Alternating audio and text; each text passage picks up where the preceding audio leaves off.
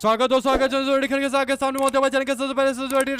दोस्तों आखिरकार भारत राजनीति में केवल एक ही जगह है जो सत्य है दोस्तों, और वो है 10 जनपथ रोड यानी सोनिया गांधी का आवास दोस्तों। और ऐसे में सोनिया गांधी से मुलाकात करने के लिए अचानक से पहुंच जाती है ममता बनर्जी, और ये मुलाकात हुई नहीं हुई दोस्तों। पश्चिम बंगाल के अंदर ममता बनर्जी के घर पर अचानक से छापेमारी हो रही है दोस्तों। सीआईडी की पूरी टीम पहुंची हुई है, जिसके बाद अचानक से ममता बनर्जी पहुंची है सोनिया गांधी के पास दोस्तों। बताएंगे कौन से मुद्दे को लेकर चर्चा की गई है और कब होगा बड़ा ऐलान दोस्तों। इसी के साथ में टीएमसी के बागी नेताओं को कल्याण बनर्जी से लेकर कीर्ति आजाद ने जमकर खरी खोटी सुनाई है दोस्तों। इसी के साथ में एक एक करके चलेंगे आके सारी बड़ी खबरों तक, लेकिन उससे पहले अगर आप भी मानते हैं कि ममता बनर्जी की पार्टी तृणमूल कांग्रेस का कांग्रेस पार्टी के अंदर विलय हो जाना चाहिए, तो इस वीडियो को लाइक करके लाल बटन दबाकर चैनल को सब्सक्राइब करके बेल आइकन दबाकर कमेंट बॉक्स में अपनी राय जरूर लिखकर ताकि ज्यादा से ज्यादा वीडियो को शेयर कीजिएगा दोस्तों। चलते हैं सबसे पहले सबसे बड़ी ब्रेकिंग न्यूज अपडेट की तरफ, जहां पर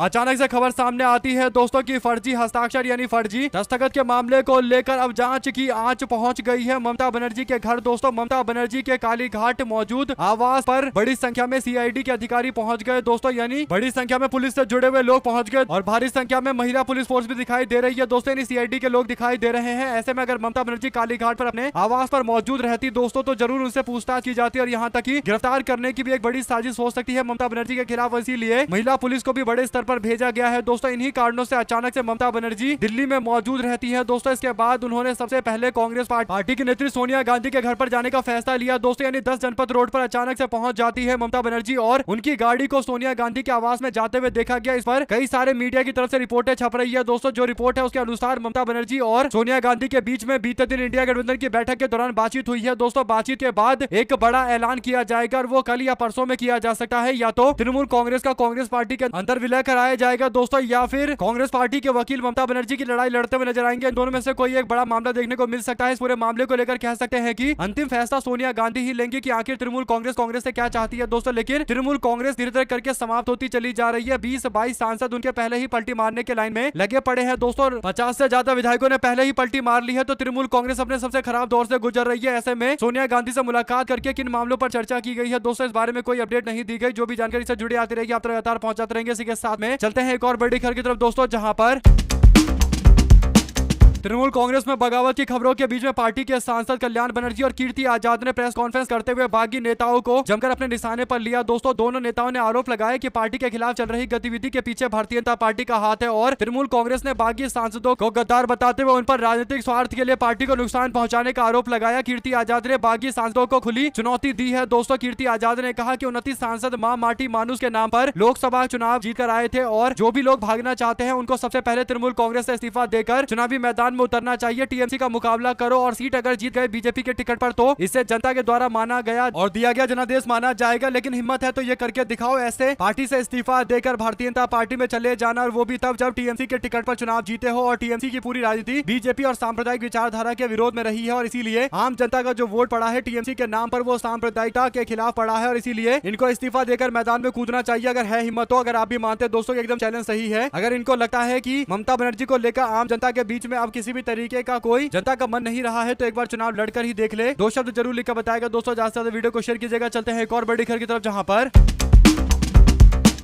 दिल्ली में इंडिया गठबंधन की बैठक के दौरान सोमवार को शिवसेना यूबीटी के राज्यसभा के सांसद संजय राउत ने जोर देकर कहा कि 2029 के लोकसभा चुनाव को लेकर हमको एक बात में चूकना नहीं चाहिए और वो ये है कि प्रधानमंत्री के पोस्ट का उम्मीदवार हमको घोषित करना चाहिए। उन्होंने कहा कि बीजेपी विरोधी गठबंधन एकजुट है। लोकसभा में विपक्ष के नेता और कांग्रेस पार्टी सांसद राहुल गांधी लगातार भविष्य की राजनीति तय कर रहे हैं और ऐसे में संजय राउत ने कहा कि करीब 2 दर्जन पार्टियां जिसमें शिवसेना यूबीटी भी है, इन सबको मिलाकर इंडिया गठबंधन को तैयार किया गया है और इंडिया ब्लॉक का एकमात्र एजेंडा भ्रष्ट लोग और लोगों को लूटने वाले को सत्ता से बाहर करना है और यही हमारा मुख्य एजेंडा होना चाहिए। पत्रकारों से बात करते हुए संजय राउत ने कहा कि इंडिया ब्लॉक को प्रधानमंत्री उम्मीदवार को सामने लेकर आकर 2029 का चुनाव लड़ना चाहिए। ऐसे में दोस्तों क्या आप इस बात से इत्तेफाक रखते हैं कि प्रधानमंत्री पोस्ट को लेकर किसी एक व्यक्ति का नाम घोषणा करना चाहिए? अमूमन जब मिलकर संगठन के आधार पर चुनाव लड़ा जाता है तो इस तरीके की हरकतें नहीं की जाती। आप लोग इस पर अपनी राय जो लेकर ज्यादा से ज्यादा वीडियो को शेयर कीजिएगा। चलते हैं एक और बड़ी खबर की तरफ दोस्तों, जहां पर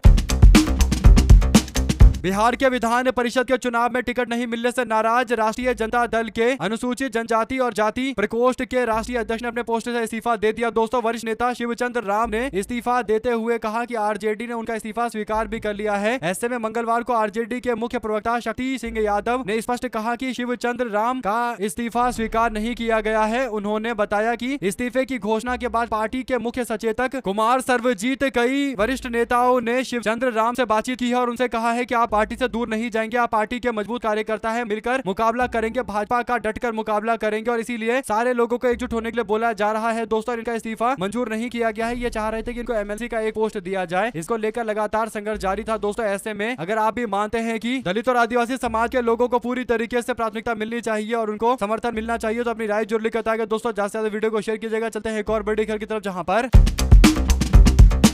माताएं बहनें चूल्हा अपनाने के लिए मजबूर हो गई है और मोदी सरकार सत्ता के नशे में चूर चल रहा है और सब्सिडी वाले सिलेंडर घटाने को लेकर दोस्तों मल्लिकार्जुन खड़गे काफी बुरी तरीके से बीजेपी भड़क गए। दोस्तों, खड़गे ने कहा कि मोदी सरकार के 12 साल के कार्यकाल के दौरान 12 साल में गरीबी घटाने की कैंपेन की रियलिटी ये है कि पहले गरीब से मनरेगा के तहत काम का अधिकार छीना गया, अब रोटी का निवाला भी छीन रहे हैं। 2016 में मोदी ने दावा किया था कि उज्ज्वला योजना के तहत महिलाओं को लकड़ी के चूल्हे के धुएं से मुक्ति मिल जाएगी। अब बीजेपी एकदम उल्टा कदम उठा रही है। दोस्तों, साल में 12 सब्सिडी वाले सिलेंडर का वादा किया गया था जो अब घटाकर 4 कर दिया गया है। दोस्तों, एलपीजी की कीमतें बार बार बढ़ाई जा रही है। 5 करोड़ 56 लाख लाभार्थी रिफिल करने में असमर्थ है और सिलेंडर छोड़ माता बहनें चूल्हा अपनाने के लिए मजबूर हो रहे हैं। यानी भारतीय जनता पार्टी जो ये योजना लेकर आई थी दोस्तों, खासकर इस योजना का जो नाम था वो ऐसे रखा गया था उज्ज्वला योजना करके, जैसे देश के भविष्य को उज्जवल बना दिया जाएगा। दोस्तों, लेकिन वास्तविकता सबके सामने है। आप लोग अपनी राय जरूर लिख बताएगा अगर आप भी मानते हैं कि इस तरीके से बीजेपी आम जनता को चूना लगा रही है। दोस्तों, ऐसे में मल्लिकार्जुन खड़गे और राहुल गांधी ने दोनों ने इस मुद्दे को उठाया, लेकिन न्यूज चैनलों पर आपको ये मुद्दे दिखाई नहीं देंगे। दोस्तों, इसमें बीजेपी के भाग्य सांसद हुए हैं, उन्होंने और ज्यादा आंखें दिखानी शुरू कर दी है। दोस्तों, इसी के साथ में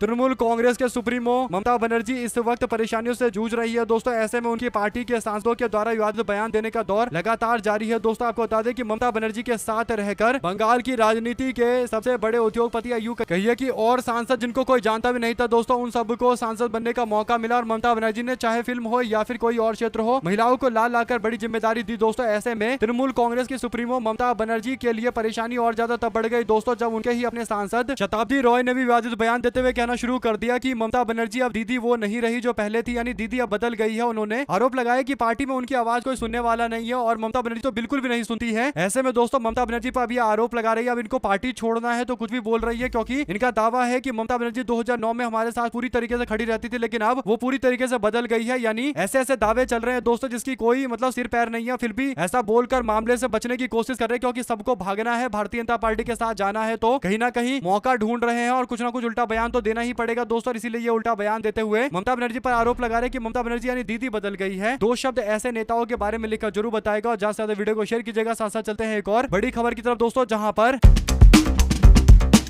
क्या आपको लगता है कि ममता बनर्जी अपनी पार्टी तृणमूल कांग्रेस का कांग्रेस पार्टी के अंदर विलय करवाएंगे दोस्तों, या फिर कोई और दूसरा तरीका ढूंढा जाएगा जहां पर कांग्रेस पार्टी टीएमसी को बचाने के लिए या फिर टीएमसी के साथ डंके की चोट पर खड़े रहेंगे? दोस्तों, क्या कुछ होने वाला है टीएमसी और कांग्रेस पार्टी के बीच में? आप लोग अपनी राय जरूर लिखकर बताएगा, क्योंकि सब कुछ आने वाले दिनों के अंदर बदलने वाला है। अपनी राय जरूर लिखकर बताएगा। हमारे लगातार जुड़े दोस्तों का बहुत बहुत धन्यवाद। देख रहे थे आपका अपना चैनल जय हिंद जय भारत। ज्यादा से ज्यादा वीडियो को शेयर कीजिएगा। बहुत बहुत धन्यवाद दोस्तों।